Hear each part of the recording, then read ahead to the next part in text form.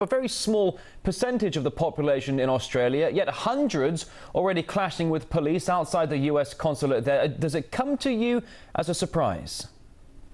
I would say partly it does not come as a surprise. The Muslim community in Australia is quite diverse, actually. But the Muslim community, and I'll say a subsection of the Muslim community in Western Sydney, has often been a problematic community with issues of integration and job opportunities, etc. But what happened basically today was it was a very unorganized protest, and it brought several factions, some militant factions as well, into the protests. As well as Sydney just tends to often be a territorialized city. And if you compare Muslim communities around Australia, say like Melbourne, you find a big contrast between the two. And also there's an anti-police subculture within Western Sydney's youth as well. So it wasn't so much that they were in it because they were offended by the.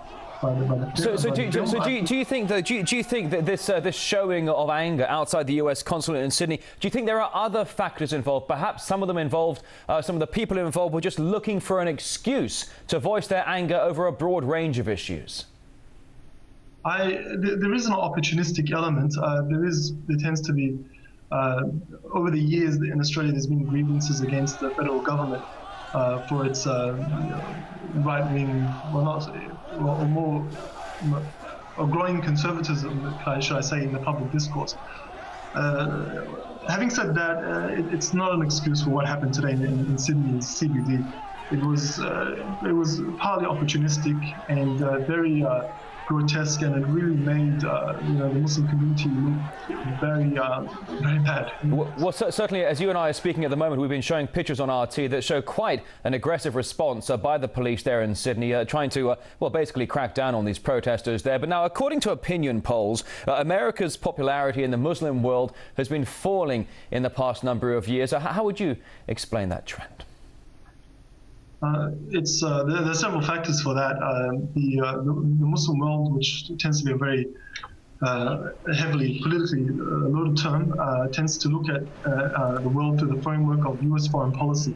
So in this case, the relationship with Israel and the double standards that's applied between the treatment of Palestinians and the treatment of Israel.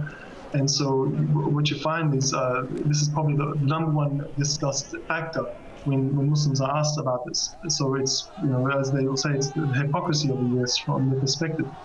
Well, sorry, I'm so sorry to interrupt, but you talk about the hypocrisy of the US when it comes to foreign policy. I mean, one thing I must ask you is that, here we have US embassies and consulates around the world that are basically under attack, and Washington says that it doesn't consider the attacks on its embassies to be an act of war.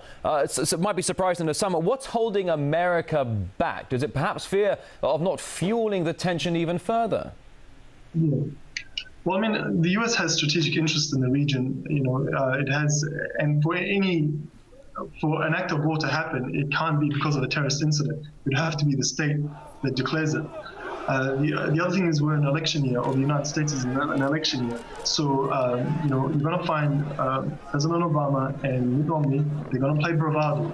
But Obama's got to walk a fine line because he's taking into consideration, domestic demands which expect him to act tough, but he can't overplay his hand because we're talking about the serious risk of rupturing international relations.